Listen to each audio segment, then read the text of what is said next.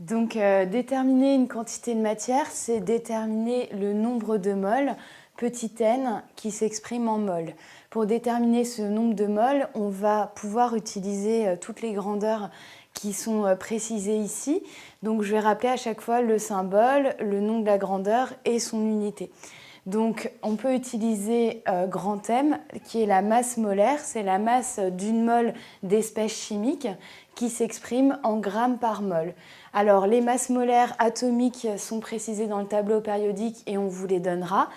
La masse molaire d'un ion, en fait, on peut dire que c'est environ égal à la masse molaire de l'atome correspondant.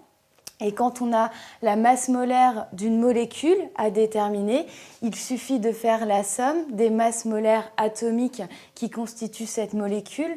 Donc dans le cas de la molécule d'eau, ce sera 2 fois la masse molaire de H, puisqu'il y a 2 hydrogènes, plus 1 fois la masse molaire de eau, donc masse molaire de eau, l'oxygène.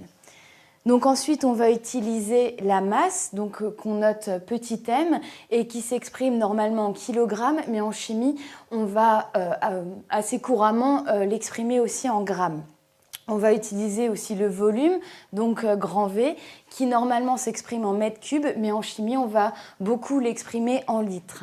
On aura aussi la masse volumique. La masse volumique, normalement, s'exprime en kilogrammes par mètre cube, mais il est courant de la trouver exprimée en grammes par litre, en kilogrammes par litre ou en grammes par millilitre. Alors, sachez que les kilogrammes par litre sont équivalents aux grammes par millilitre. Et quand on fait les conversions litre-mètre cube, il faut se souvenir de la relation qui permet de faire les conversions. C'est 1 décimètre cube est égal à 1 litre.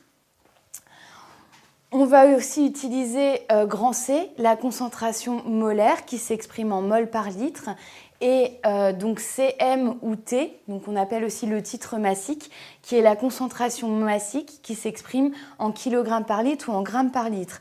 Alors attention, parce que la concentration massique a la même unité que la masse volumique, mais il ne s'agit pas du tout des mêmes grandeurs.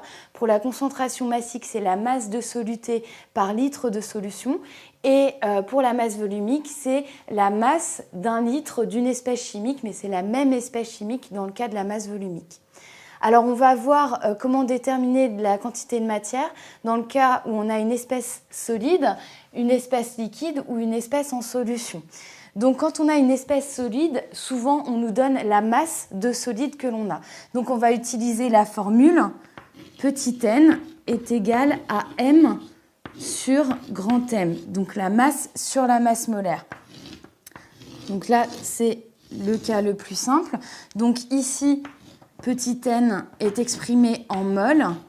La masse, il faut l'exprimer en grammes si la masse molaire est exprimée en grammes par mol. Les masses molaires sont très souvent données en grammes par mol, donc si vous avez une masse en kilogrammes, pensez à la convertir en grammes pour que les unités soient cohérentes. De manière générale, il faut vérifier toujours que les unités sont cohérentes.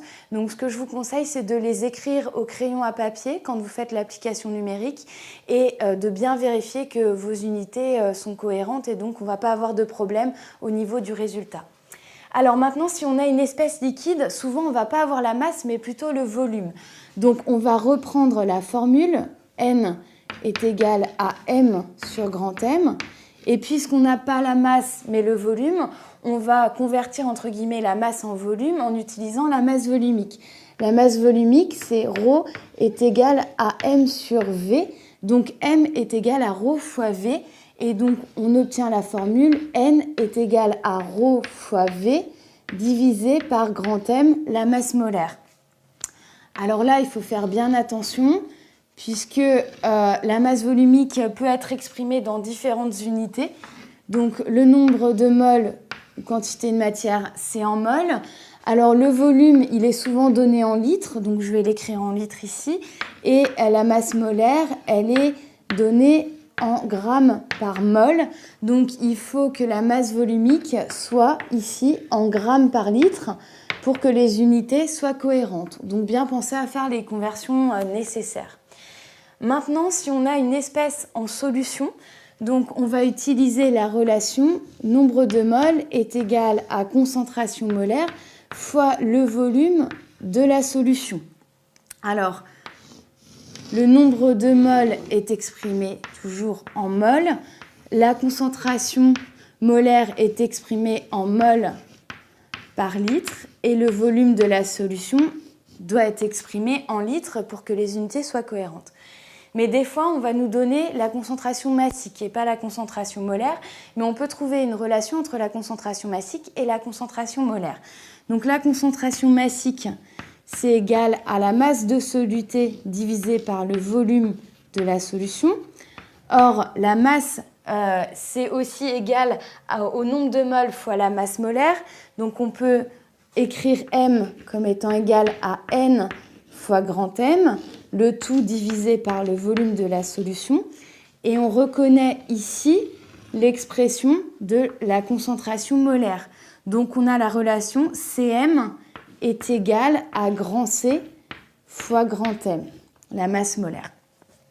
Donc ainsi, le nombre de moles, c'est égal à C fois le volume de la solution.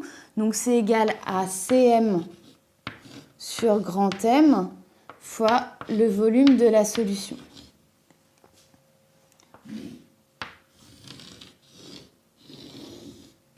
Donc cette formule, il n'est pas nécessaire de l'apprendre par cœur. On pouvait la retrouver avec un raisonnement, le raisonnement qu'on vient de faire ici. Donc N, c'est le nombre de moles, donc il est exprimé en moles. Cm va être exprimé en grammes par litre. Le volume de la solution en litres et la masse molaire en grammes par mol. Donc, si on a des doutes sur une formule, on peut vérifier qu'elle est cohérente en faisant une analyse dimensionnelle, c'est-à-dire en analysant les unités. Ici, la concentration massique, on a dit, elle est exprimée en grammes par litre. Le volume de la solution est exprimé en litres et la masse molaire est exprimée en grammes par mol. Donc, les grammes se simplifient. Litre et litre moins 1, ça se simplifie aussi. Donc, on obtient l'inverse des moles moins 1, qui est équivalent à des moles. Et effectivement, c'est bien l'unité de petit n. Donc là, on sait qu'a priori, notre formule, elle est cohérente.